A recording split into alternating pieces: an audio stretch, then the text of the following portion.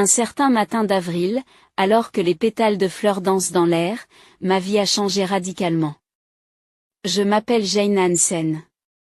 Ce jour-là, je fêtais mon 20e anniversaire.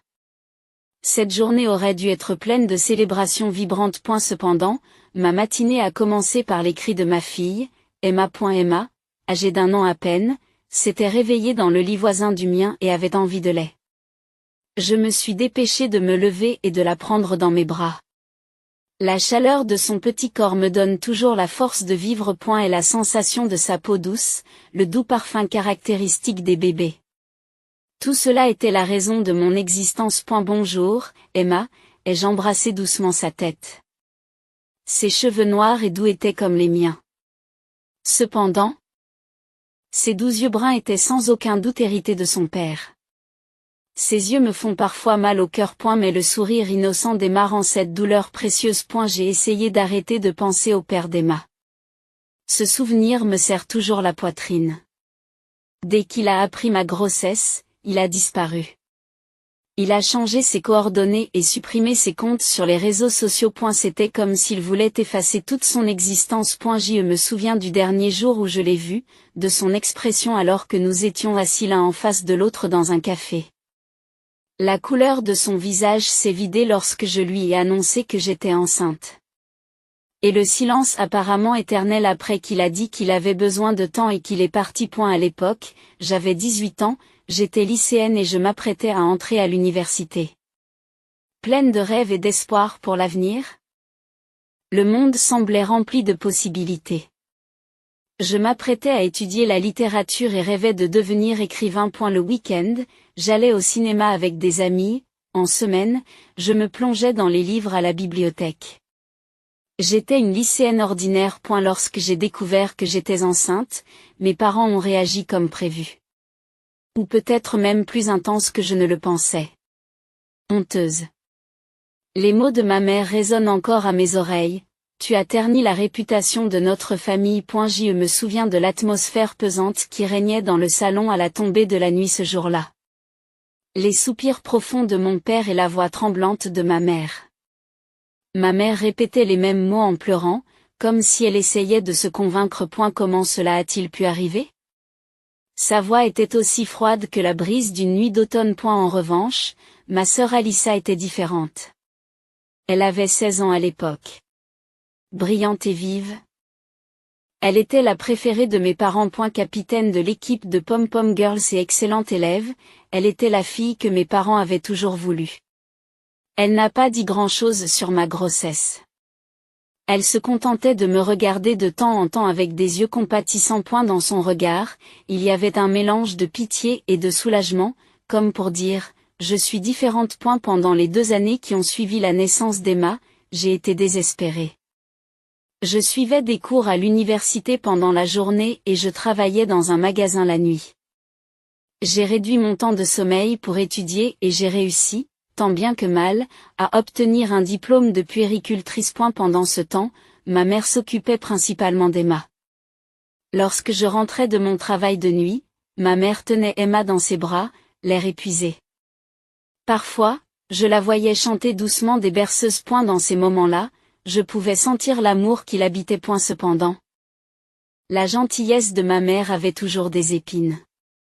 Lorsqu'elle s'occupait d'Emma, elle ne retenait jamais ses critiques.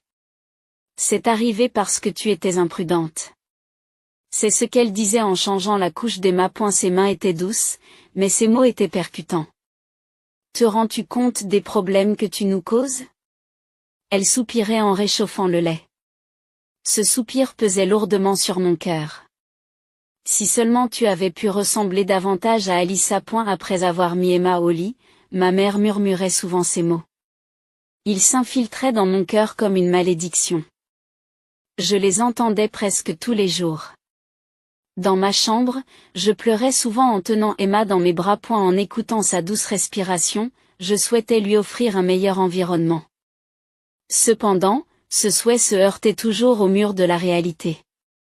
L'indépendance économique n'était encore qu'un rêve lointain. Un matin, après avoir fini de donner son lait à Emma, j'ai entendu la voix de ma mère à l'étage inférieur.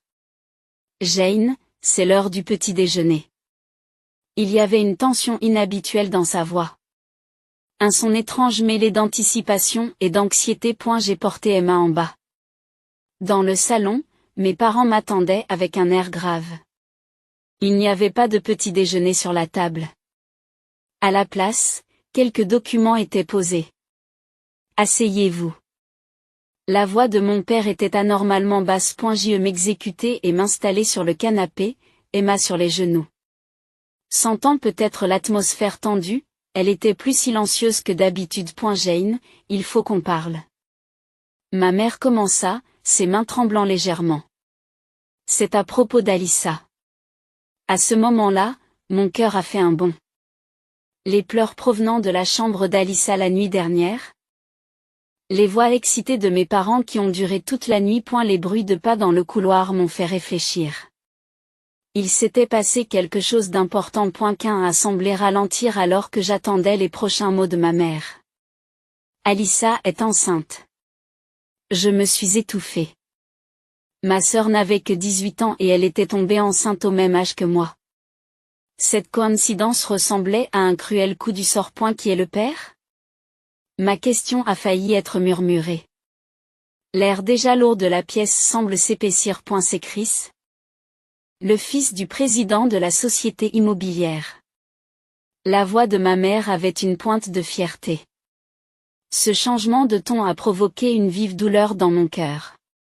Chris Baker est le fils unique d'une famille riche bien connue dans la région. L'entreprise immobilière de son père était l'une des plus prospères de la région.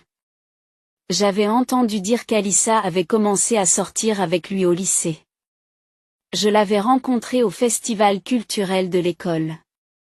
C'est un jeune homme grand et intelligent. Et la façon dont il tenait Alyssa par la taille et la regardait fièrement, il formait vraiment un tableau. Un couple parfait.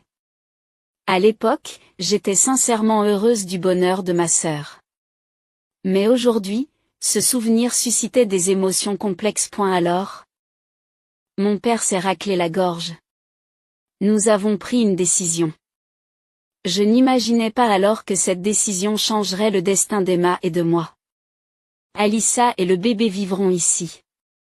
Chris les rejoindra. Cette déclaration me parut étrange. Bien qu'il y ait effectivement 4 pièces dans cette maison, toutes sont actuellement utilisées.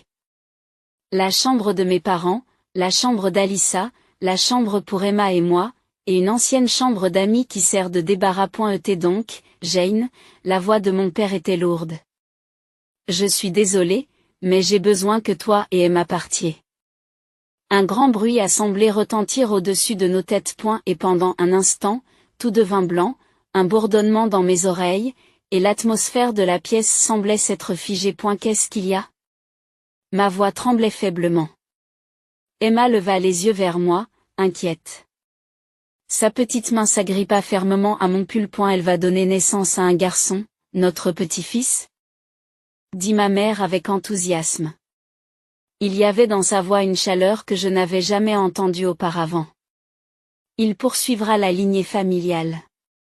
Il doit être élevé dans un environnement approprié. Les yeux de ma mère brillaient d'un éclat anormal. J'imaginais très bien la réaction de mes parents lorsqu'ils avaient appris que le bébé d'Alyssa était un garçon. J'ai douté de mes propres oreilles. Mais Emma l'est aussi. Emma est une fille. Déclara froidement ma mère. Il n'y avait aucune trace de gentillesse dans sa voix. De plus, tu es une mère célibataire. Cela nuit à notre réputation. À ce moment-là, tout est devenu clair. Pour mes parents, Emma et moi avions toujours été une honte. En revanche, la grossesse d'Alyssa était une bénédiction, car le père venait d'une famille aisée et l'enfant à naître était un garçon. Emma a toussé doucement. Ce bruit me ramena à la réalité. Je devais protéger cet enfant. Je devais assurer son avenir. Quand devons-nous partir? Ma voix était étonnamment calme. Aujourd'hui. Mon père a répondu. Chris emménage demain. J'avais l'impression de vivre un cauchemar. Pourtant, c'était la réalité. Je m'y suis levée et j'ai embrassé Emma. Je me suis levée et j'ai pris Emma dans mes bras. Elle, inconsciente de la situation, souriait innocemment. Ce sourire a failli déchirer mon cœur en morceaux. Mais je ne pouvais pas pleurer devant elle. Ce matin-là, j'ai emballé frénétiquement nos affaires. Alors que je mettais l'essentiel dans des boîtes en carton, des larmes coulaient sur mon visage. Pourtant, il ne s'agissait pas seulement de larmes de tristesse. Elles contenaient de la colère, de la déception, étrangement, un sentiment de libération. Vivre dans cette maison, toujours à l'affût du regard des autres, c'était une époque révolue. Même si la réalité était effrayante, elle marquait aussi un nouveau départ. Alyssa est restée enfermée dans sa chambre. De temps en temps, je l'entendais pleurer à travers la porte. Le son des pleurs semblait contenir des émotions complexes. Était-ce de la culpabilité, des regrets ou simplement des changements hormonaux dus à sa grossesse? Je n'arrivais pas à comprendre le cœur de ma sœur. Souffrait-elle de cette situation ou était-elle simplement stressée par sa grossesse? En moi, l'amour de ma sœur se heurtait violemment au sentiment de trahison. Dans l'après-midi, j'ai appelé la sœur de mon père, ma tante Suzanne. Mon cœur a battu la chamade lorsque le téléphone a sonné. Elle avait toujours été mon alliée. Chaque année à Noël, elle tricotait des pulls faits main pour moi et ne manquait jamais d'envoyer une lettre manuscrite pour mon anniversaire. C'est une personne vraiment chaleureuse. Qu'est-ce qui se passe? Ma tante a haussé la voix de colère au téléphone. Elle a exprimé le choc, la colère et une profonde tristesse. Est-ce que ces deux-là sont saints d'esprit? Tante. Nous. J'ai bégayé et elle a répondu sans hésiter. Viens tout de suite chez moi. Il y a toujours une chambre prête pour toi et Emma. Ces mots me firent à nouveau pleurer, mais cette fois de soulagement. Alors que des larmes chaudes coulaient sur mes joues, pour la première fois, j'ai ressenti une lueur d'espoir. De l'autre côté du téléphone, ma tante poursuivit, je viens te chercher tout de suite avec ma voiture. Je serai là dans 30 minutes. Prends ce dont tu as besoin. Sa voix n'avait plus son calme habituel, remplacé par une force résolue, mais les bagages. Ne vous inquiétez pas. Nous reviendrons les chercher plus tard. Pour l'instant, ta sécurité et celle d'Emma sont prioritaires. Après avoir raccroché, j'ai respiré profondément. Le soir venu, j'avais chargé les dernières affaires dans la voiture. Mes parents nous ont accueillis avec un regard comme s'ils regardaient des étrangers. Ils sont restés sur le pas de la porte, les yeux apparemment vides. Ma mère a ouvert la bouche à plusieurs reprises, mais n'a finalement rien dit. Son expression semblait porter une nuance de regret, bien qu'il puisse s'agir de mon imagination. Mon père a croisé les bras et nous a regardés partir avec l'attitude de quelqu'un qui quitte un entrepreneur, en évitant de le regarder dans les yeux. À au revoir. À mes mots, ils se contentèrent de hocher la tête en silence. Emma s'est assise sur le siège arrière de la voiture de ma tante, serrant contre elle un nouvel animal en peluche qu'elle avait acheté en chemin. Tu as besoin de nouveaux amis pour prendre un nouveau départ.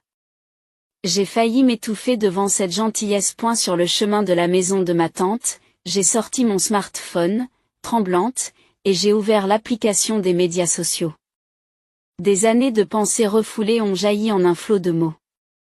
Comme un barrage qui se brise, libérant toutes les émotions que j'avais retenues. Aujourd'hui. J'ai été expulsée de la maison de mon enfance. La raison? Mes parents avaient besoin d'une chambre pour leur petit-fils. J'ai une fille d'1 an. En tant que mère célibataire, j'ai toujours été une honte pour ma famille. Chaque jour, j'étais confrontée à ce fait et obligée de m'excuser comme si mon existence même était une erreur. Cependant, dès que ma sœur est tombée enceinte du fils d'une famille riche, tout a changé. Nous avons été expulsés au nom de l'ère nécessaire à la poursuite de la lignée familiale, avec un préavis d'1 jour seulement. Ils n'ont pas hésité à mettre à la porte leur propre fille et petite-fille. À ceux qui lisent ce billet. Sachez qu'une telle discrimination existe encore au XXIe siècle. Les parents qui mettent à la porte leur propre fille et petite-fille parce que c'est une fille et que la mère n'est pas mariée existent toujours. Mais ce n'est pas la fin. C'est un nouveau départ. Emma et moi avons maintenant une vraie famille. Le sang n'est pas toujours synonyme d'amour. Et j'ai appris ce qu'est une vraie famille. À un moment où j'ai publié ce billet, j'ai ressenti un profond sentiment de libération. J'avais dévoilé au monde toutes les émotions que j'avais refoulées pendant si longtemps. En même temps, j'ai ressenti une angoisse féroce. Mais il n'y avait plus de retour en arrière possible. Tu vas bien? Me demanda doucement ma tante. Sa voix était empreinte d'une profonde compréhension et d'un grand soutien. Oui, j'ai hoché légèrement la tête. J'ai l'impression d'avoir enfin pu exprimer mes vrais sentiments. Le rire joyeux d'Emma retentit sur la banquette arrière, me redonnant du courage. Nous sommes arrivés chez ma tante alors que le soleil se couchait. Tu as bien fait de venir. Ma tante nous a serrés fort, Emma et moi. Dans ses bras, je sentais la tension de la journée se dissiper lentement. Son corps portait l'odeur familière du savon. L'odeur d'un endroit sûr. C'est votre nouvelle maison maintenant. Ces mots avaient un poids certain. L'intérieur de la maison était remarquablement bien rangé. Ma tante avait dû préparer la pièce en prévision de notre arrivée. Dans un coin du salon, un petit berceau était déjà installé avec des draps propres. Et la table était garnie d'un dîner chaud dont l'arôme embaumait la pièce. Ce soir-là, j'ai longuement discuté avec ma tante. Après qu'Emma se soit endormie, nous nous sommes assises autour de la table de la cuisine pour discuter de tout et de rien. L'attitude de mes parents, la grossesse d'Alyssa et tous les sentiments que j'avais éprouvés jusqu'à présent. Ton père a toujours été lié à de vieilles traditions. Mais je n'aurais jamais imaginé que cela irait aussi loin. Sa voix mêlait la déception à l'égard de son frère et une profonde affection pour nous. Ce n'est pas parce qu'un garçon va naître. Ma tante secoue la tête. De nos jours, il est encore possible d'avoir de telles opinions. Le lendemain matin, mon message sur les réseaux sociaux a suscité un nombre inattendu de réactions. Des notifications ont inondé l'écran de mon smartphone, des milliers de partages. Des dizaines de milliers de commentaires empathiques, des mots d'encouragement de la part d'inconnus et des confessions de personnes ayant vécu des expériences similaires. Ai-je vraiment fait ce qu'il fallait? J'ai exprimé mon inquiétude en préparant le petit déjeuner. C'est devenu si important. Tu as fait ce qu'il fallait, me dit fermement ma tante. Rien ne change si personne ne parle. Cet après-midi-là, mon grand-père a appelé. Jane, est-ce vraiment vrai? Sa voix tremblait de colère. Le calme habituel avait disparu, remplacé par une émotion intense. Oui, répondis-je calmement. Tout est vrai. Je vois. Après un long silence, mon grand-père prit la parole d'une voix lourde. Demain, ta grand-mère et moi viendrons. Écoutons tout. Le lendemain, mes grands-parents se rendirent chez ma tante. Dès qu'il entra, mon grand-père se dirigea directement vers Emma. D'abord méfiante, elle se réchauffa rapidement lorsqu'il lui sourit gentiment. Notre fortune a entretenu cette maison. Dit-il en tenant Emma sur ses genoux, sa voix était empreinte d'un profond remords. Et pourtant, ils chassent leurs propres filles et petites-filles. Mes grands-parents étaient riches. La maison dans laquelle vivaient mes parents avait été achetée avec l'aide de mon grand-père, ce que j'ignorais jusqu'alors. La grande maison, le jardin bien entretenu, tout cela a été financé par mon grand-père. C'est peut-être notre silence qui est en cause, dit ma grand-mère à voix basse, les larmes aux yeux. Nous les avons trop gâtés, s'ils ne t'acceptent pas, dit fermement mon grand-père, Emma s'assoupissant sur ses genoux avec sa nouvelle peluche. Tout l'héritage ira à toi et à Suzanne. Ces mots ont transformé la situation. Sa voix portait une décision résolue. Et elle ne s'agissait pas d'une simple menace, mais d'une déclaration d'intention claire. Papa, s'étouffe ma tante. Suzanne, je te fais confiance pour l'utiliser correctement. Mon grand-père a continué. Pour Jane et Emma. Ma grand-mère a acquiescé en silence. Il est difficile pour nous de prendre une telle décision, dit mon grand-père en caressant doucement les cheveux d'Emma. Mais parfois, des décisions difficiles sont nécessaires. À partir de cette nuit-là, les appels de mes parents ont été incessants. Au début, je les ai ignorés, mais peu à peu, ils sont devenus plus fréquents. Jane, parlons-en.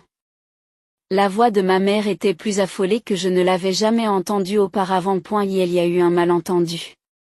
Nous sommes de la même famille après tout. Il y avait un désespoir évident dans sa voix. Ils ont dû se rendre compte que la décision de mon grand-père aurait un impact direct sur leur mode de vie. Vous voulez juste l'héritage, n'est-ce pas? Ai-je dit, et le silence s'est installé à l'autre bout du fil. Ce silence confirmait que mes paroles avaient bien touché leurs véritables intentions. Je pouvais entendre la respiration de ma mère s'accélérer au téléphone. Pourquoi dis-tu cela? Sa voix tremblait. Parce que c'est vrai, n'est-ce pas? Ma voix est restée étonnamment calme. Quand tu nous as jetés dehors, Emma et moi, tu ne semblais pas avoir de scrupules. J'ai aussi reçu un message d'Alyssa. Un long texte de ma sœur est apparu sur l'écran. Jane, je suis désolée. Je ne savais rien. Nos parents m'ont dit que tu voulais partir seule. Le smartphone que je tenais dans ma main tremblait légèrement. Peut-être qu'une partie des paroles d'Alyssa était vraie. Peut-être que nos parents ne lui avaient pas dit la vérité. Mais cela n'excusait pas son indifférence. J'ai pris une grande inspiration et j'ai lentement tapé une réponse. Ton fils n'est pas à blâmer, mais Emma et moi non plus. Alyssa n'a plus répondu. Soudain, Emma a sauté sur mes genoux. Sa petite main a touché ma joue. Sa chaleur m'a ramené à la réalité. Une semaine plus tard, la situation a pris une tournure inattendue. Alyssa a soudainement quitté la maison de nos parents. C'est une amie du voisinage de ma mère qui a annoncé la nouvelle. Tôt le matin, une grosse voiture s'est garée devant la maison et les affaires d'Alyssa ont été chargées à l'intérieur. Nos parents ont essayé de l'arrêter, mais ils ont été impuissants car le père de Chris était là pour l'aider. J'ai décidé de vivre avec Chris. Alyssa m'a appelé cet après-midi. Sa voix était d'une clarté que je n'avais pas entendue depuis longtemps. Ce que nos parents font est mal. Je ne veux pas en faire partie. Ces mots ont éveillé en moi des sentiments complexes. Sa décision était louable et nécessitait certainement du courage. Mais pourquoi ne s'en était-elle pas rendue compte plus tôt? Pourquoi n'avait-elle pas pris la parole alors qu'Emma et moi étions en train d'être chassés, Alyssa? Ma voix se fendit un peu. Pourquoi maintenant, Jane? J'ai beaucoup réfléchi. Depuis ce jour, j'ai eu des nuits blanches. Alyssa s'est mise à sangloter au téléphone. Les parents de Chris nous ont acceptés. Elle poursuit. Ils ne se soucient pas de savoir si c'est un garçon ou une fille. C'est comme ça que ça doit se passer. Un mois plus tard, comme promis, mes grands-parents ont officiellement révisé leur testament. L'héritage de mes parents a été supprimé et les droits ont été transférés à ma tante Suzanne et à moi. J'ai appris cette nouvelle par un appel furieux de mon père. Que as-tu fait? Sa voix a traversé le téléphone. As-tu l'intention de trahir ta famille, trahir la famille? Répondis-je calmement, mais fermement. Qui nous a chassés, Emma et moi? Sans écouter toute ma réponse, mon père raccrocha le téléphone. Dans les mois qui ont suivi, j'ai travaillé dur pour me construire une nouvelle vie. J'ai trouvé un emploi d'institutrice en maternelle et Emma a commencé à fréquenter la crèche gérée par ma tante. Je me suis efforcée de trouver un équilibre entre le travail et la garde des enfants, mais je n'ai plus ressenti la solitude que j'avais auparavant. Madame Hansen. Bonjour. Les enfants m'accueillaient chaque matin avec des voix joyeuses. Emma était parmi eux. Au début, elle avait du mal à faire la distinction entre l'enseignant et la mère.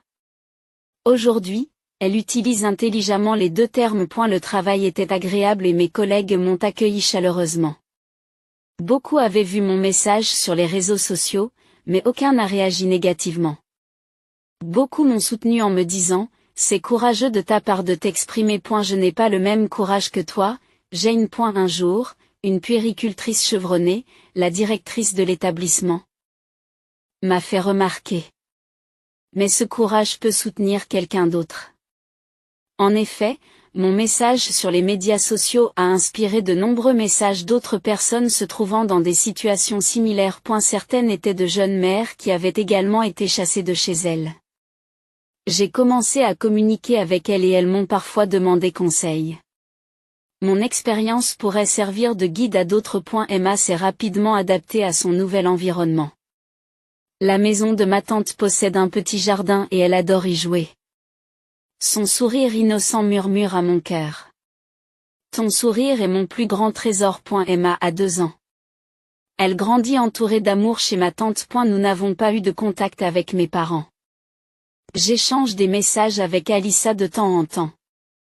Elle essaie désespérément de reconstruire sa vie. Même si je ne lui ai pas totalement pardonné, elle a reconnu ses erreurs et s'est excusée. Quand Emma sera grande, j'ai l'intention de lui raconter cette histoire.